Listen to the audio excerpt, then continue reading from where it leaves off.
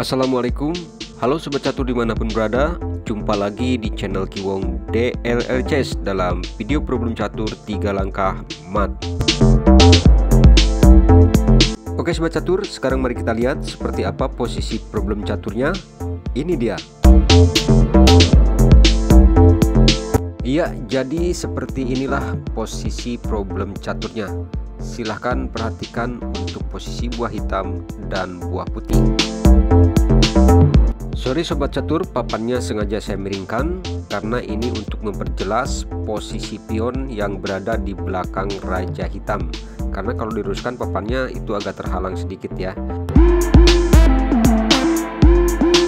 Pada problem ini posisi putih rajanya berada di E3, kemudian sepasang benteng berada di E1 dan A4, lalu sepasang gajah berada di B2 dan C2, ditambah lagi dengan sepasang kuda berada di B3 dan C1, dan ditambah lagi juga dengan 3 buah pion yang berjejer masing-masing berada di H2, H3 dan H4. Lalu untuk posisi buah hitam, rajanya berada di H5 ditambah dengan sebuah bidak atau pion berada di belakang raja hitam yang berada di H6. Kalau kita perhatikan untuk posisi buah hitam, baik rajanya atau pionnya sudah tidak bisa bergerak, dan ini dalam keadaan posisi draw atau remis. Raja hitam ini sudah terisolasi di petak H6 karena sudah dalam kepungan benteng, gajah,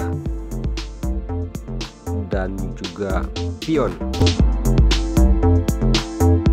Nah, Sobat Catur, di sini sebagai pemegang putih harus hati-hati dalam melangkah.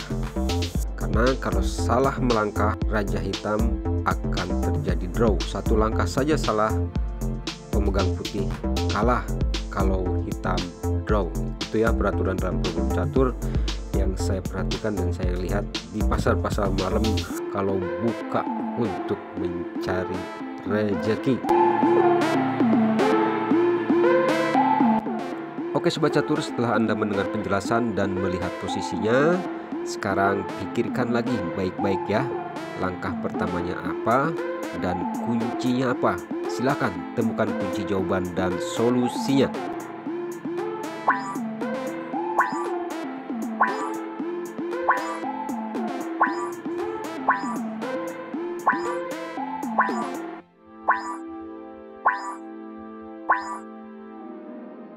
Iya Sobat Catur, waktunya sudah selesai. Bila Anda sudah menemukan kunci jawabannya, saya mengucapkan selamat. Berarti skill catur kemampuan Anda hebat. Oke Sobat Catur, seperti biasa saya akan mencoba untuk menganalisanya dulu ya untuk beberapa saat. Oh iya, sebelum saya lanjut, buat yang belum subscribe dan baru menonton video ini, silahkan untuk di subscribe dulu, kemudian di like, lalu ditekan loncengnya, dan kalau ada yang mau komen silahkan komen. Baiklah Sobat Catur, di analisa yang pertama ini kita coba dengan benteng dulu ya. Langkah pertamanya dengan melakukan sekak ke A5. Dan mau tidak mau raja hitam pun akhirnya memukul pion A4. Lalu di langkah kedua putih gajah gelap melakukan sekak ke F6. Raja masih bisa lolos memakan pion lagi. Raja hitam tidak mati dalam 3 langkah mat ya, walaupun gajah putih melakukan sekak di langkah ketiga. Raja hitam masih bisa lolos dan kabur. Oke, sekarang kita kembali. Berikutnya bagaimana kalau kita coba dengan raja yang maju untuk memepet raja hitam.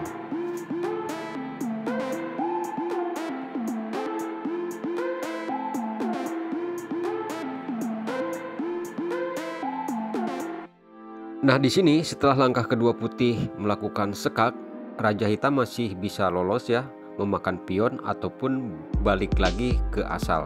Raja hitam memilih pion untuk dimakan, tetap putih tidak bisa melakukan 3 langkah mat ya sekaknya. Walaupun di langkah ketiga gajah dan benteng melakukan sekak. Karena raja hitam masih bisa lolos dengan memakan pion H2. Percobaan dengan langkah ini pun putih gagal lagi ya untuk mematikan Raja Hitam. Baiklah, kita cari lagi dengan percobaan cara lain. Sekarang kita coba dengan langkah pertamanya kuda ya, kita coba dengan kuda.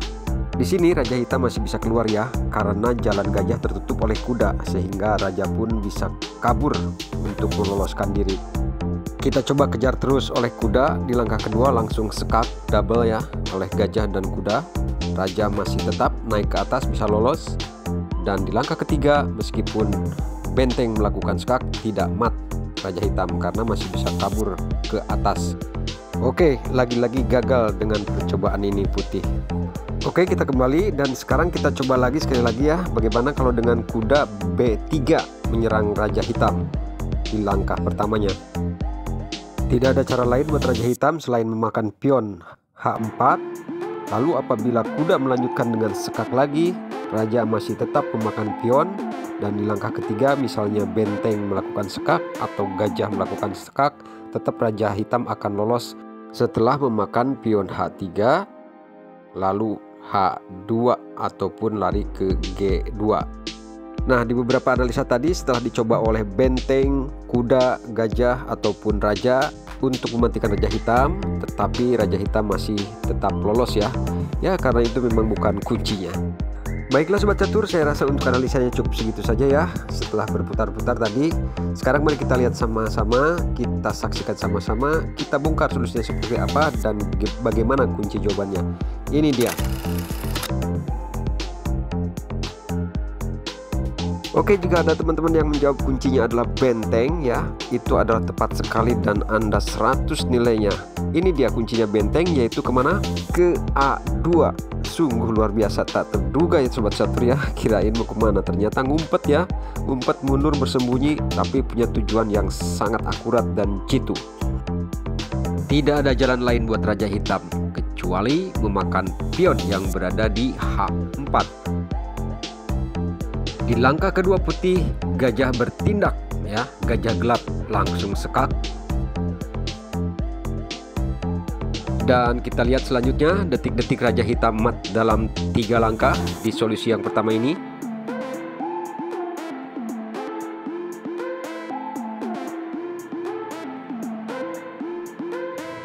Iya, jadi seperti itu ya untuk solusi yang pertama.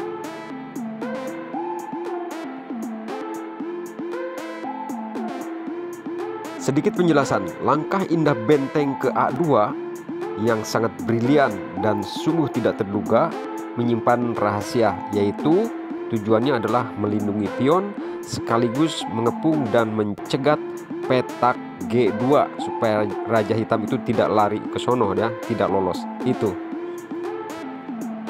Oke, sekarang kita lanjut kepada kunci jawaban yang kedua. Ini dia solusinya.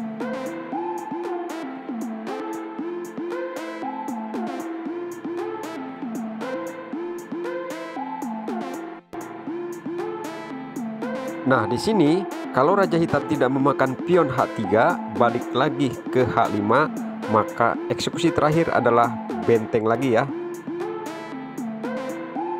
Yap, and dead Raja Hitam ya.